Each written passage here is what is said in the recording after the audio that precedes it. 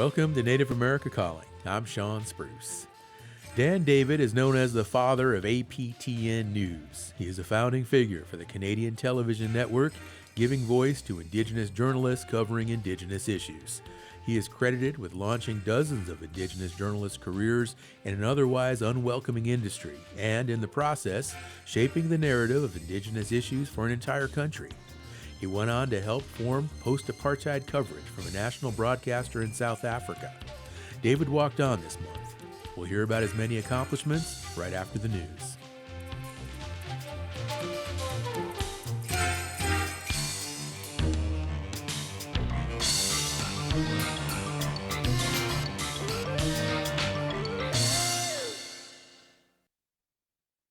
This is National Native News. I'm Antonia Gonzalez. From a Wordle game to a new language immersion program, a wave of efforts to revitalize the Inupiaq language has been sweeping across northern Alaska.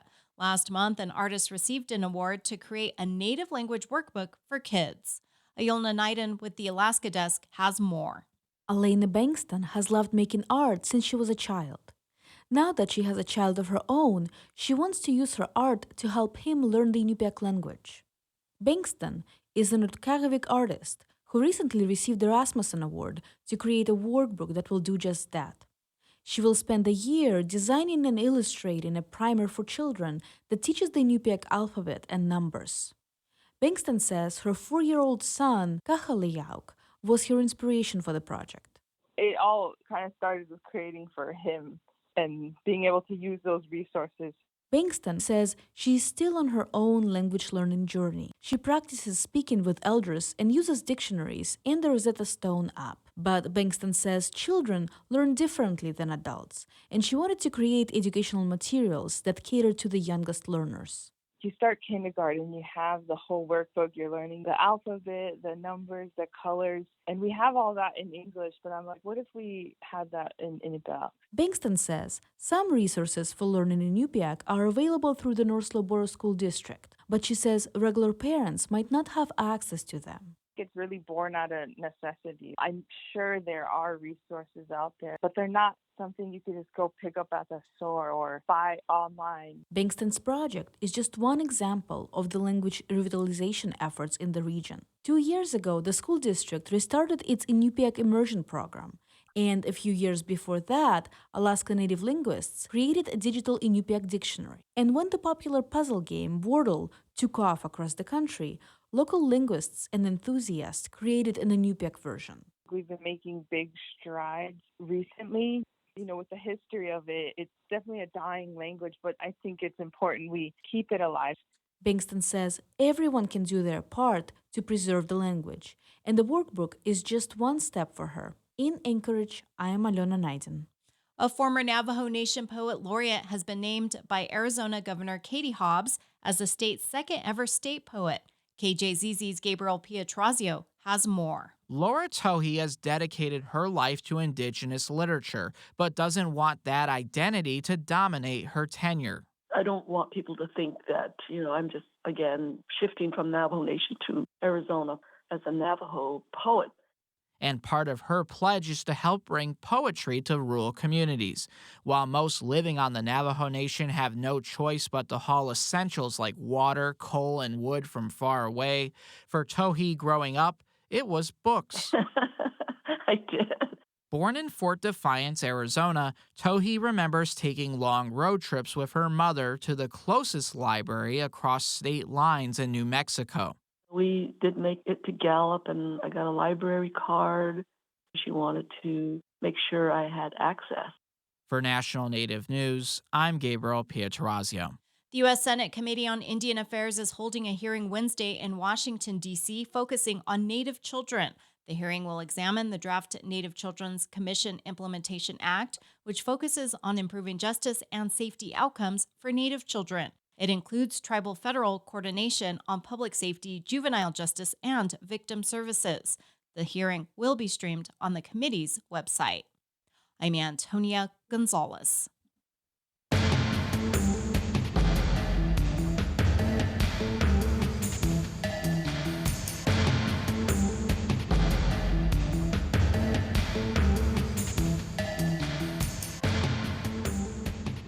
National Native News is produced by Koahnic Broadcast Corporation with funding by the Corporation for Public Broadcasting. Support for law and justice-related programming provided by Hobbs, Strauss, Dean & Walker, LLP, a national law firm dedicated to promoting and defending tribal rights for over 40 years. More information available at hobbsstrauss.com. Hear that? Tribal college faculty do so much, one can't say it all here. Nothing but respect. Visit mostthoroughdjobdescription.com. The American Indian College Fund supports this program.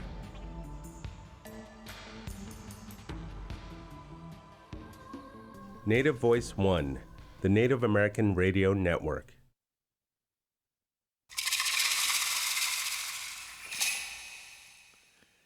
This is Native America Calling. I'm Sean Spruce. Mohawk journalist Dan David is the instrumental force for bringing Indigenous news to millions of Canadians. David died this month, and tributes continue to flow in from his colleagues, including those from the news department that he started at the National Aboriginal Peoples Television Network, or APTN. At the time, there was little Indigenous representation in Canadian media. During his lengthy career, David helped train journalists in South Africa during the country's post-apartheid period. Today on our show, we're joined by family, friends, and colleagues who will give us a picture of how David changed the course of journalism in Canada. Later in the hour, we'll also hear from a founder at the Lakota Times about the paper's recent closure. For decades, the paper was a major source of information for Native people in the Great Plains region. You can join us, listeners, with a comment or question. Call us at 1-800-996-2848. That number is also 1-800-99-NATIVE. Joining us now from Ganasatawge Territory in Canada is Marie David. She is the sister of Dan David, and she is Ganagahage. Marie, hello, and welcome to Native America Calling. Hi, thanks for having me. Absolutely. Joining us from Ottawa, Ontario is Karen Pugliese. She is the host and producer of Nation to Nation at APTN News, and she is from the Algonquins of Pikwakanagan First Nation.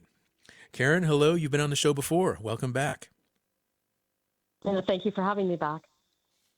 Joining us on Zoom from Curve Lake First Nation is Drew Hayden Taylor. He is a playwright and an author and a member of the Curve Lake First Nation.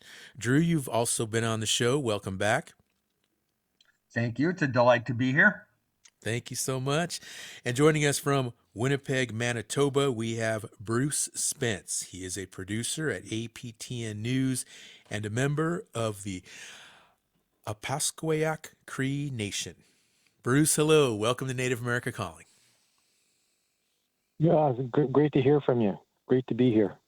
It's great to have all of you on the show. Really appreciate you all taking the time. And Marie, I want to begin with you. There are so many tributes that have been published and posted about your brother. How would you like him to be remembered? That's a good question. I think there are so many facets to Dan that you can't just use one word. And we're just finding out how far-reaching his talent and his influence was that we didn't even have an idea of some of the stuff he was doing. How would I like him to be remembered? As somebody who wanted to break down walls, break down barriers in the media, and be the storyteller for our people. Yeah. Break down walls. I like that. Now, many people referred to your brother as quiet and having a sense of humor. What qualities do you think made him such an effective journalist? He was stubborn. he was. I talked with a friend of his this morning, and she used a word that we had to laugh at, which also summed him up. She called him a curmudgeon, and that is so true. I've always liked that word. Yeah. Wow. Curmudgeon. Yeah. Now, Yeah. I'm, you I'm were sorry. work Go on. you were working at a radio station during the Oka crisis, and this was a very pivotal moment in modern Canadian history. What was your involvement in that standoff, and also your brothers as well? Um, well, the whole family was involved in standing up for our rights and protecting our land from development in at the Pines. We call it the area known as the Pines. It encompassed our graveyard, and the local municipality of Oka wanted to relocate our dead people, and we did. You know, we had already been, the graveyard had already been fenced around, so we couldn't really expand on it, and we just had enough. There was enough development going on around us, so the whole family was involved in parts of the community. I can't say the whole community at the time, but they later joined in later, and the community radio station. I was a volunteer there. Several of us were involved in radio journalism course. And I spoke to Dan because I was involved in the protest, but I was, as a journalist, budding journalist, I was being told that, you had to have objectivity and you had to do this and that. And I talked to him a lot about it, and he's the reason why I kind of pulled back from protesting and started covering it as a radio station. And so he's the reason why, really, I was there on July 11th when the police moved in. I owe it to him for being there, because I don't think I would have done it otherwise. Uh-huh. Now, there are several pivotal points in your brother's life. He covered the Yukon, of course, for CBC, and then the Oka crisis, which you just mentioned, and then he went on to South Africa to help reshape a national newsroom.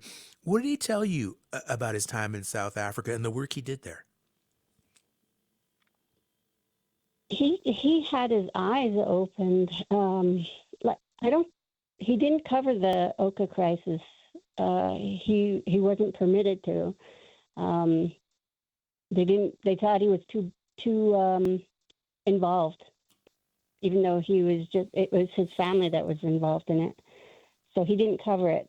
And I think that kind of left a sour taste in his mouth, that he wasn't able to be a journalist in his own community and cover the story and bring that perspective out to the mainstream media.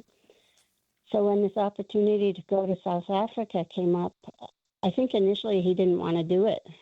I think he wanted to walk away, but he changed his mind and he went to South Africa, and he saw the parallels between apartheid and residential schools and the Indian Act and reservation system in Canada and the U.S.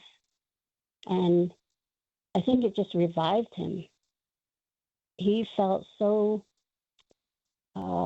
simpatico with the South Africans and what they were going through, and how much they not only wanted but needed to change the narrative in their communities as well, in their media system. Fascinating.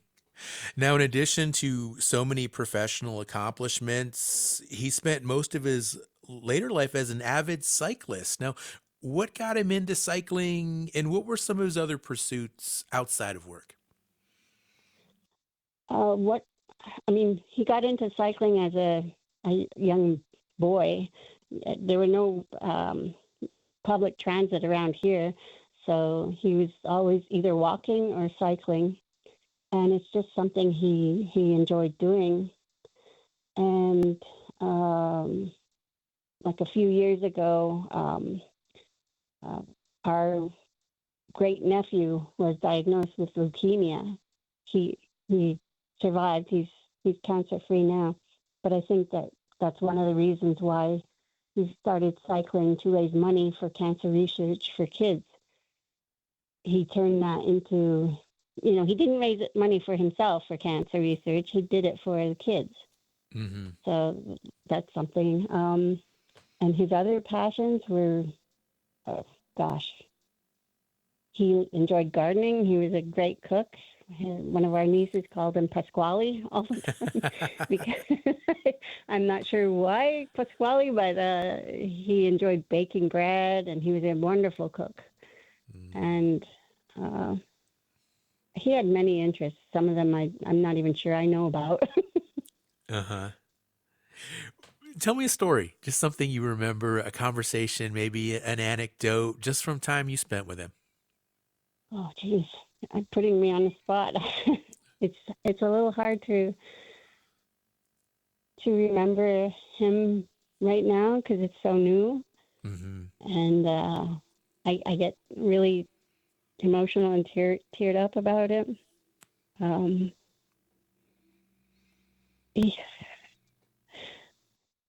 Gosh, I'm on the spot here. Oh. No worries, Marie. Really thank you for coming on the show and talking Oh, about you're your welcome. brother. Wonderful, wonderful conversation. Thank you for getting us started here.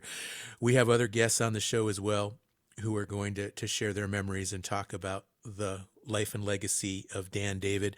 And we also have the phone lines open as well for any listeners who would like to join this conversation. Again, a huge, huge pioneer in Native and Indigenous media. And if you have thoughts to share, maybe you work in media yourself, or you're just somebody who really supports and appreciates Native media and journalism specifically, we'd like to hear from you, share your thoughts, share your perspectives on Dan David. The number is 1-800-996-2848. That number is also 1-800-99-NATIVE. Just pick up the phone, give us a call. Our studio is in Albuquerque, New Mexico, of course, and our producers are standing by. We have multiple phone lines, so if more than one people call at the same time, that's okay. We can field more than one call. So the important thing is just join the conversation if you feel inspired. The number again, 1-800-996-2848. Short break, and we'll be right back.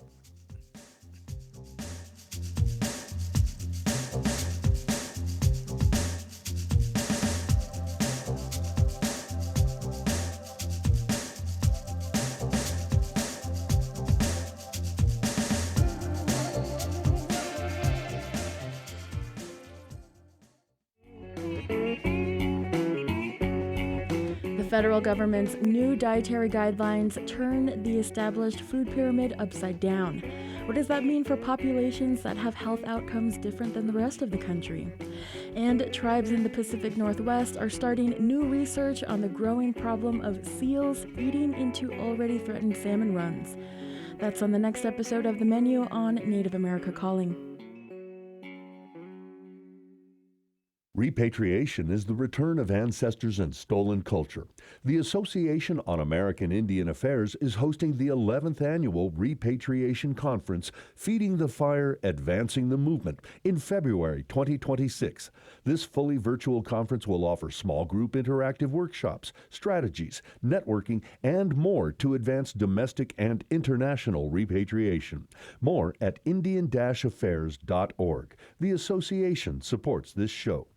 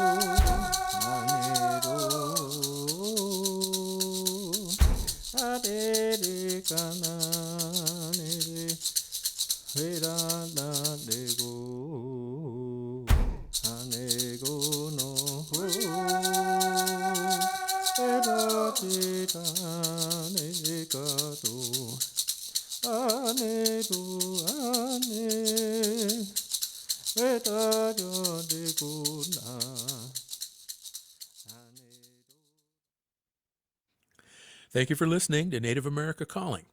We're speaking with family members and colleagues of the late Dan David. He was instrumental in bringing Indigenous news and perspectives to a national audience in Canada. You can join us with a comment or question by calling 1-800-996-2848. That number is also 1-800-99-NATIVE. Let's hear now from someone who worked with Dan during a crucial time in South Africa's history. He was tasked with training the staff at South African Broadcasting Corporation as the country was going through the difficult transition following the end of apartheid. Native America Calling producer Sol Traverso talked with one of Dan's colleagues, South African journalist and filmmaker Sylvia Vollenhoven.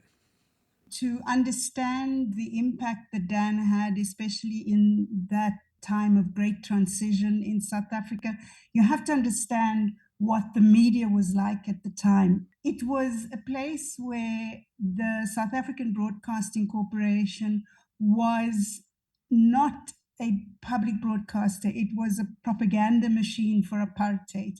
And within a few months, we had to change this around and make it a corporation that was ready to broadcast the elections fairly to South Africa. And South African journalists at the time were roughly divided into two camps. One, those who worked for the government and spread their propaganda and therefore had been at the SABC for some time. And in the other camp were the anti-apartheid journalists who worked for anti-apartheid media places, media houses in South Africa and abroad. But on both sides of this deep divide in the South African media, people were battle weary. You know, they were just shell shocked. It had been decades of fighting apartheid. And Dan's impact was that he was this quiet, calm presence, but definitely not quiet because he didn't have anything to say. He had a way of infusing his integrity and ideas and his presence into these tense newsrooms and tense situations without having to say much, and really just showing people what democratic journalism was all about. One of his best contributions and the best way that he worked with journalists was looking at their work, listening to their news pieces or current affairs pieces for television, or reading some of the stuff that was in the South African print media at the time. And no matter how bad it was, and no matter how supportive of the apartheid system it was, he had a way of gently but firmly critiquing people's work so that they knew how to make it better. He was extremely professional and caring. And, you know, in the television world, it tends to be a place that has more than its fair share of giant oversized egos. And Dan would cut through all the egotistical crap, you know, with such ease and style. And not once did I ever see anybody really get angry with him, because he was not ever attacking people or becoming personal. It was always just about the work, about the journalism. That was journalist and filmmaker Sylvia Vollenhoven speaking about her late colleague Dan David about their work in South Africa. An extended version of this interview will be available on our website, nativeamericacalling.com. Check it out. Let's bring Karen Pugliese into the conversation now. She joins us from Ottawa, Ontario. She is the host and producer of Native to Nation at APTN News. And Karen, you wrote a remembrance about Dan David, calling him the father of APTN News. How do you summarize his contributions to Indigenous journalism in Canada? Yeah, well, I think, you talked a bit to his sister Marie. And, at that time, leading up into the 1990s to the 2000s, there were very few Indigenous journalists in the media. And there were very few Indigenous-owned media. Like was a monthly newspaper called Windspeaker that had started, and then some community news, but nothing national. So, I mean, just in so many ways, I mean, Dan was shaped very much, like Marie talked about the fact that he was there during one of the biggest stories in Canada. Like, this was an armed standoff that lasted days. The army moved in on this small community. Marie was there on July 11th, 1990, when police just, for whatever reasons we have never come to understand, opened fire and started shooting at people. And I remember that tape being very shocking. So Dan was there, and he has all the connections in the community and everything, and they will not let him file. He does end up filing later in an alternative magazine about some of the events that happened there. It was years later. They were happy to use him as a fixer, have him introduce them to people, have help journalists get into the community as police were trying to stop journalists from getting into the community and talking to people, but not to pay him as a journalist. And I think, you know, when he goes, that and the African experience which in South Africa, which he talked about so much, formulated not just that he started the newsroom, but the newsroom that he started could have been anything. Like, we could have just gone out and been another national newscast, you know, like every national newscast that has more or less the same stories on it, but it's just brown people telling those stories that day. The experiences that he had led him to this formula of telling news in a different way and making people think about, you know, what is Indigenous news? If we're going to be an Indigenous newscast, what does that mean? And he thought about how the stories should be based differently. Who we should talk to should be different. What it would sound like and feel like should be different. And that was all informed by that. So more than anyone in Canada, he changed the way Indigenous people are talked about in this country, not just by Indigenous journalists, but there was this outward flowing to other places where they soon became embarrassed and realized that they were talking in a very colonial way. I mean, he decolonized journalism before we had the word decolonized, you know? Thanks, Karen. And what you're describing is so timely right now. I'm just thinking of our own newsroom here at Native America Calling and grappling with some of these very same issues, all because of people like Dan David who initiated these conversations right off the bat. Let's bring Bruce Spence into the conversation as well, producer at APTN News. He's in Winnipeg, Manitoba. And Bruce, you've spoken about the voice that a national newscast gave Indigenous people. What do you know about the early launch of APTN News, and how significant is it to have all Indigenous television newscast in Canada like this?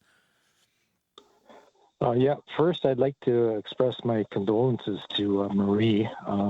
Your brother was quite a man, and deepest sympathies to your family and the community over there. Now, getting to your question, I mean, we had a workshop, like it was like a month long, with Dan and Tim Knight, and we discussed things like defining what news was for the Indigenous communities, and there are so many across this country. And we were able to take that stuff. We've actually put together a style book, which might be still kicking around in the vault of APTN. But we were able to do that stuff and put stories together and go to air within a couple of months. And I think it was indelibly stamped with Dan's impact. We had stories from Nova Scotia, Unama'ki. We had stories from Ontario, Ottawa. We had stories from out west here. We had bureaus, you know, in various places across the country, and that's what developed. But back in the beginning, we had all these people in the same room. We all branched out after the training was over, and we put our stories together, and we went to air in March of 2000. and it was a weekly thing. But just getting to that point was for me, it was like, I've never done something like this before, working for monthly newspapers and stuff like that. I did have some daily news experience with CBC here in town, but to get all of us together and to focus on that one objective is to get this newscast out and to take it from there and branch out to telling all the stories that we possibly can from as many tribes and nations across this part of North America. And he laid the groundwork. He laid the foundation, and we're still doing it. Thanks, Bruce. Our next guest, Drew Hayden Taylor, playwright and author. He joins us from Curve Lake First Nation.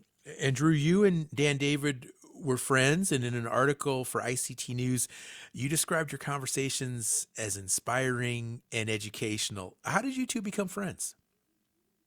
Well, I was working at the Canadian Broadcasting Corporation, the CBC, in the radio division. I was an assistant. There was a department consisting of one woman who was the Indigenous Affairs reporter for CBC Radio, and I was brought on as an assistant, where I was learning the trials and tribulations of journalism, and pretty soon she was let go and he was brought in, and I was let go. There was a change of the guard, but while we were both there, we developed a friendship, and a friendship that lasted for a very long time. And then we both went out into the world, and I sort of found more fun in making things up than telling what had happened. So I became a novelist and a playwright, and he still did. He was a very, very good journalist. I actually once wrote or edited and compiled a book called Voices, Being Native in Canada, and I got him to write me an essay for the book called Behind Razor Wire, and it was about his experiences at Oka. He was a phenomenal writer that did not write nearly enough. Now, we just played an interview with South African journalist Sylvia Vollenhoven, and she describes being introduced to your plays and novels by Dan. What did Dan say about your work? Obviously, he was a fan. I mean, we were fans of each other. I mean, I have to say, one of the greatest compliments Dan ever paid me, so to speak, is the opening of my very first adult play. I'd done a couple of theater for young audiences, but my very first adult play was opening on Manitoulin Island on the Wikwemikong Reserve, sort of in the Great Lakes area. And Dan and our mutual friend Danielle Capelli, we were the 3Ds basically. During the Oka crisis, he managed to sneak out of the community for 3 or 4 days, pick up Danielle, and drive up like 6 hours from Toronto, and come and see the opening of my play on this reserve on Manitoulin Island in the middle of the Great Lakes. And I was so honored. I was so touched. And he stayed for a while. And as was earlier mentioned, he was a very, very good cook. He managed to cook something for us, because we were artists surviving on artists' food. 101 recipes for bologna, and he was always there as a friend, very, very supportive, and we would trade stories nonstop. Karen Pugliese, back to you. You wrote that Dan would be the first to say journalism in Canada has a racism problem. And how far do you think journalism has come in Canada? And how did Dan address racism in the field? Yeah, I think, I mean, we still see that there are, Indigenous people who are trying to get into journalism, and they don't last very long. The Canadian Association of Journalists does a survey every year and measures the number of Indigenous journalists who are working in Canada. and 50% of the ones who are working work at APTN, and then the rest are spread out throughout the rest of the news media. And you don't tend to see them, the numbers growing, because there are people entering, but they don't stay. They leave because they become frustrated. And usually what we hear is that they can't pitch stories that they think are stories. They're told the things that they think are important aren't important.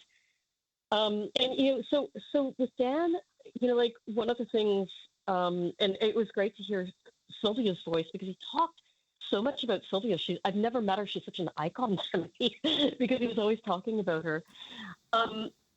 One of the things that he said is that he was a little disappointed when he left South Africa, because he still felt that they were telling stories to the white population. And, what you really need to do if you want to change journalism is to be talking to your own people. And he'd often describe journalism as it should feel like a kitchen table where the aunties come in and the uncles come in, and we're having a conversation amongst ourselves. And anybody else who wants to join in that conversation can join in. So that was how he saw taking racism out of journalism, that we would be the center of our conversations. What do we think is important? What do we want to talk about, and what do we think about it? Not that we would be talked about. It should feel like a kitchen table. That really, really resonates, I think, with so many of us who work in this field right now. And again, like what you just said, telling stories not to non-natives, but to natives. Really, really fascinating conversation right here, talking with people who knew and loved Dan David. And of course, the phone lines are still open for anyone who would like to join our conversation. That number is 1-800-996-2848. We're going to take a short break. We'll come back.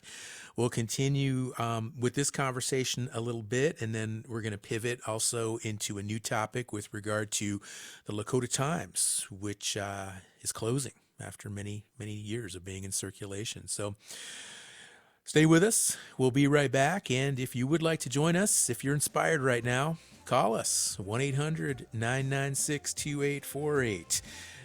Let's have some of that kitchen table talk here on Native America Calling.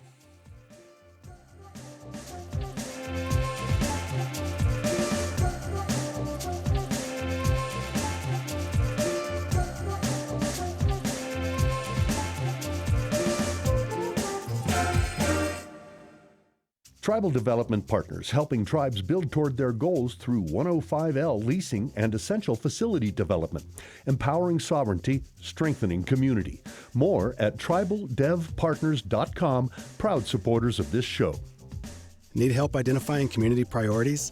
Kaufman & Associates' approach to evaluation is rooted in Indigenous knowledge, honoring tribal history, and sovereignty. More at kaufmaninc.com, KAUFFMANINC.com.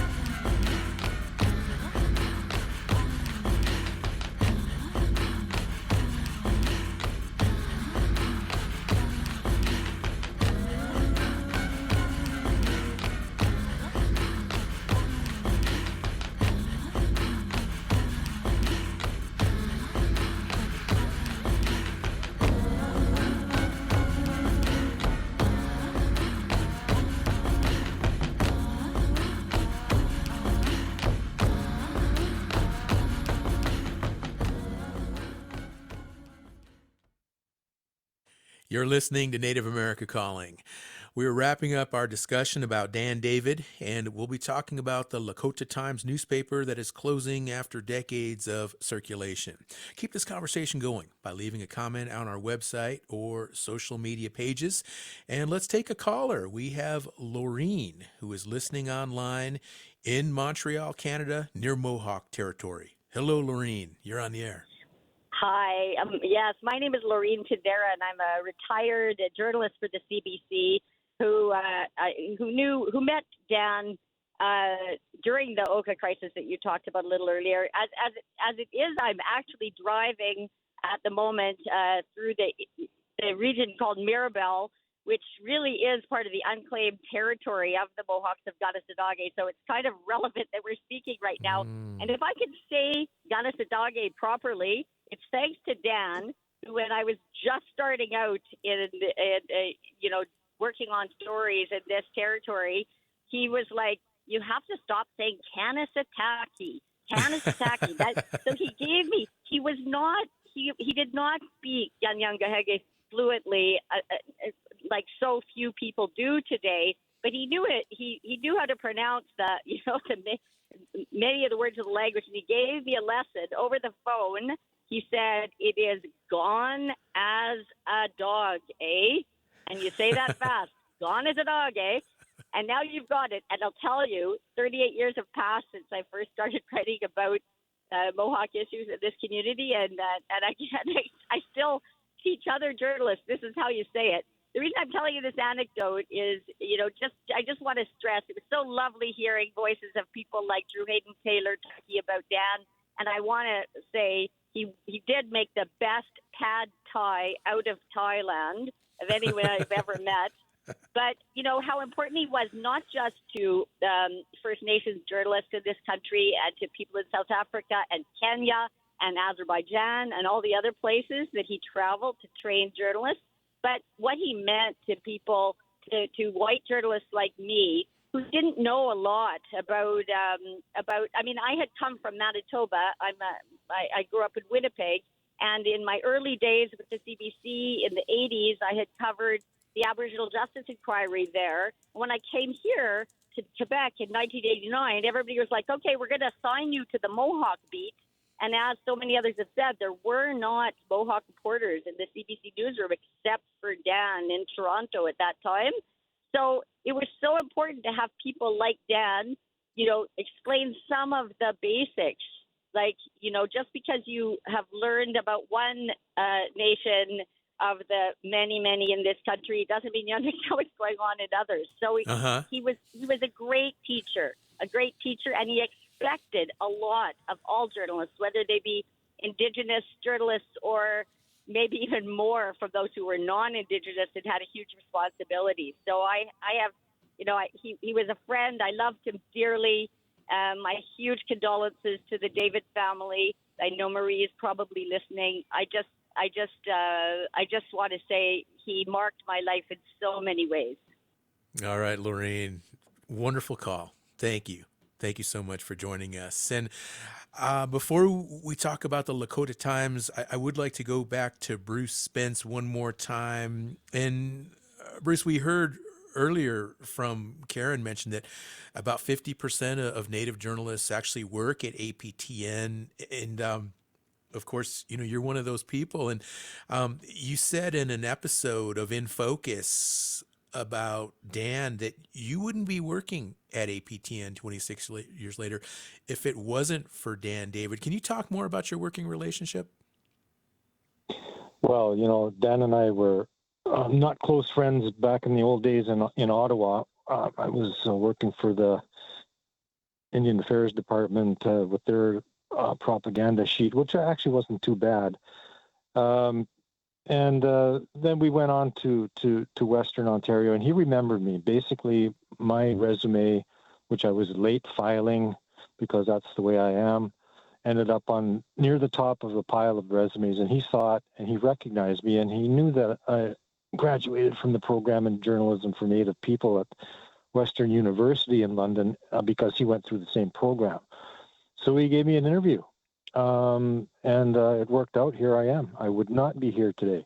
I just wanted to say one more thing about Dan's views on journalism. He was very much a journalist of the people, as opposed to a journalist of the big chiefs, the national poobahs of the Congress of this and that. Drew's views. That was his idea. Might have been Drew's as well, but it was a lighthearted piece that Drew had on our newscast in our first year. There was another one, Stacy's People, who was a bouncer at the bar down the street, who met all kinds of interesting people, and that was Dan's idea. That was a segment in our show. But so that was, going from the early 80s to the early 2000s, there was Dan in my life, and he's still there.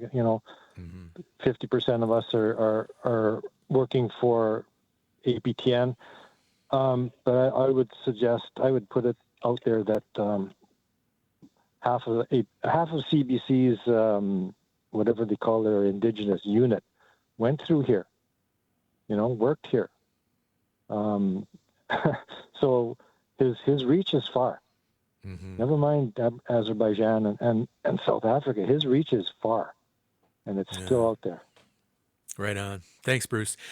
We're going to transition here in just a moment to talk about the Lakota Times, but I would like to give Drew Hayden Taylor one more opportunity to speak. And Drew, again, both you and Dan just worked so hard to bring visibility to Indigenous talent, and you through the arts, and of course, Dan through journalism. How much work really did it take for people like you and Dan to lay this groundwork to have more Indigenous representation in the mainstream? Well, we, in our own different ways, we had to push it. We had to talk about as a playwright and as a novelist and everything else I've done. I always had to sort of push it and say the stories we have to tell are just as interesting, just as valid, and just as important as the stories told by any other culture. And so whenever I sat down to write a novel or a play, I knew that this was going to be sort of, in a weird sort of way, representing everything, representing what the dominant culture might take away from it when reading. And Dan's purpose as a journalist, I think, in many ways, is just he was a window, he was a bridge. He took the Indigenous experience and presented it for both Indigenous people and non-Indigenous people. Thank you, Drew. Let's pivot now and talk about the Lakota Times. And to do that, we have another guest who joins us from Martin, South Dakota.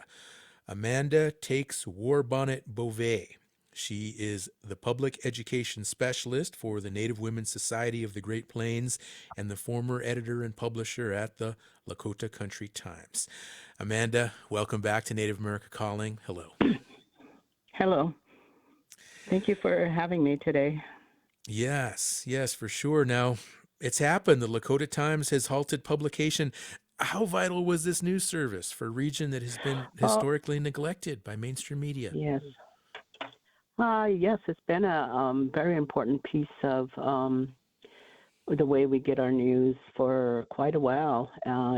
It was off and on newspaper, and it's kind of got a confusing history, and I just wanted to briefly talk about that history, the name itself.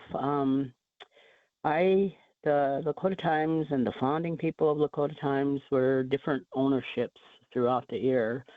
And I came to the original Lakota Times in 1981 when Tim and Doris Geigel were publishing it.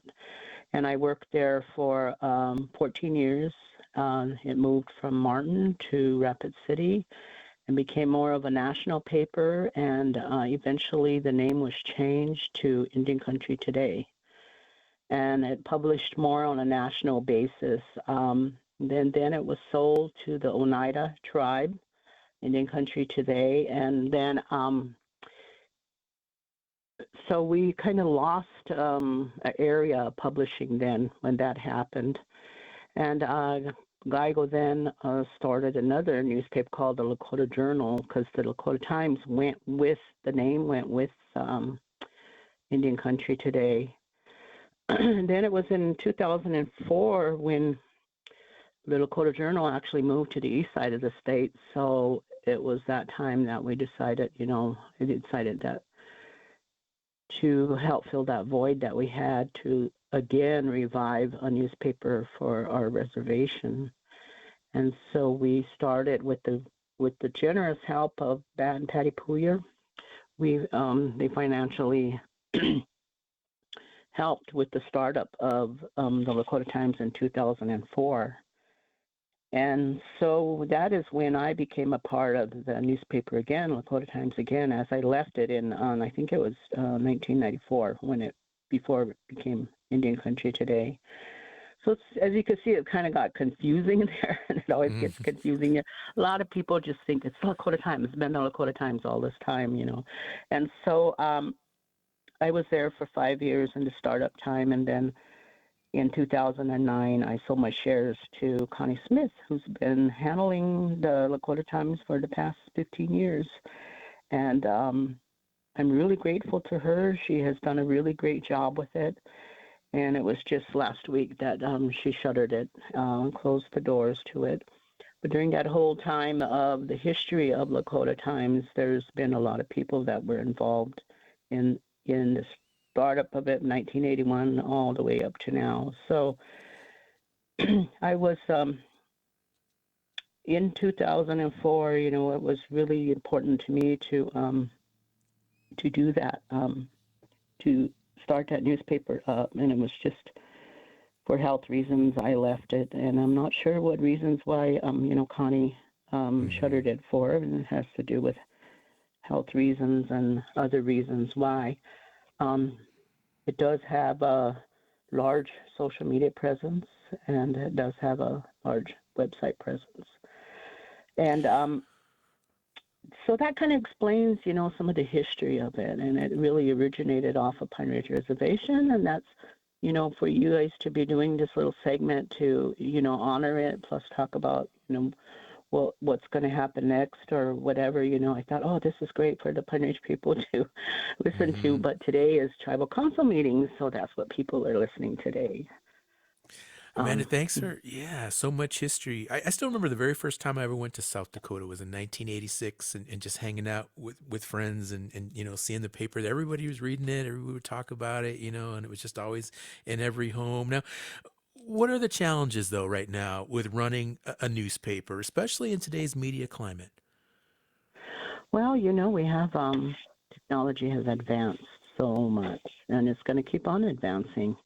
We had a great social media impact in the last 20 years, and that has really affected publications, not just in tribal communities, but nationwide. We had so many shutterings of publications. If you don't know how to get on those technology airwaves and still make money from it, then you're going to be in trouble. So social media has a big impact on it, and it's something that's there even in our own tribal communities. People know how to ride that social media. They know how to create their own news. Even when we look at our tribal communities where, we have a lot of poverty, they still manage to get on to social media and have their own social media platforms and create their own news and do their own announcements. And it doesn't matter, if you got a phone with no data and it's cracked up or whatever, you still know the hot spots. You still know how to get on. So social media has made a big impact on it, and then just learning how to use that for your benefit and just in a retail business, especially if you're independent, you really have to get the hang of that. Amanda, do you think this is really the end, or is it possible that there is life for the Lakota Times in some other form, maybe digital I going really forward? can't say because, with my age, I can't really say, when Connie was considering what she was going to do next, that was a possibility that she approached because she was trying to, it was on the market. But at my age, I couldn't think of things like that again because it takes a lot of work to do that, And when I was in the publishing business and the newspaper business, from the time you get up, you think profit and you think news, you think news content, and if you're not tribally funded or have some sort of funding that just comes to you and you have to do your own payroll, you have to make your own money, then it's a two-way street because you're thinking about the advertising that's going to supplement you, and you're thinking about the content which is going to sell. So what kind of content can you do to sell? And that was my whole deal, is what I loved working in the newspaper business, was the content. It was really important to me to be able to deliver content that would help our tribal members with their identity, their culture, their government, to just educate them. And at the same time of educating them, then was the other way, was where you're educating mainstream media too. And that was important for us, to provide that profile. Mm-hmm. Amanda, just one quick question. We have about 30 seconds before we have to wrap up, but are you concerned about some of these stories and issues that just won't be reported on now without the Lakota Times? Well, even with the Lakota Times, I would think of things that one of the things that I did was I wrote columns for them on genealogy, and I thought that was so important for especially our youth to know about their identity and their history and their families. So, my first thought was like, well, who's going to take some of my stories now, and so there was times that, I come across, this is really important, I'm going to write something for them. So, my first thoughts were, who's out here, and well, we still have Native Sun News. They still deliver on Pine Ridge Reservation, even though they're more of a regional paper based out of Rapid City. Tim's wife publishes a newspaper, so there's still some options out there. You guys, there's Native News Online. They're great. Not right. But there's some more. We still have people that want to feel that paper in their hands. Okay. They want to feel the book in their hands. They want to feel the paper in their hands, and it's right. really difficult, especially for elders. Okay, we're out of time. We're going to have to wrap up. A big thanks to all of our guests today. Amanda Takes War Bonnet Beauvais, Drew Hayden Taylor, Karen Pugliese, Bruce Spence, and Marie David. Join us again tomorrow for a roundup with Andy Murphy in the menu. I'm Sean Spruce. We'll talk again soon. Every family caregiver could use help finding the necessary resources to care for their loved one. The AARP Family Caregiver Resource Guide helps family caregivers access key programs, services, and agencies in their communities. A copy of the guide is available by calling 877-333-5885 or online at aarp.org/caregiverresources. AARP supports this show. The faculty of tribal colleges and universities support their students in countless ways. They say I believe and offer help before it's asked. Hear that? That's everything tribal college faculty do for their students on Fast Forward.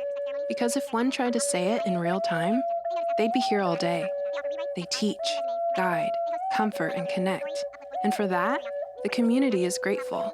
Learn more at mostthoroughdjobdescription.com. The American Indian College Fund supports this program. They give extensions, cheer progress, share laughter, create calm, and allow reflection. They inspire hope, share wisdom, guide gently, validate feelings.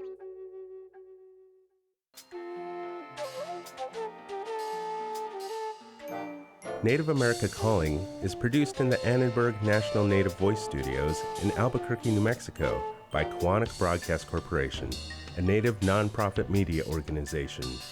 Funding is provided by the Corporation for Public Broadcasting with support from the Public Radio Satellite Service. Music is by Brent Michael Davids. Native Voice One, the Native American Radio Network.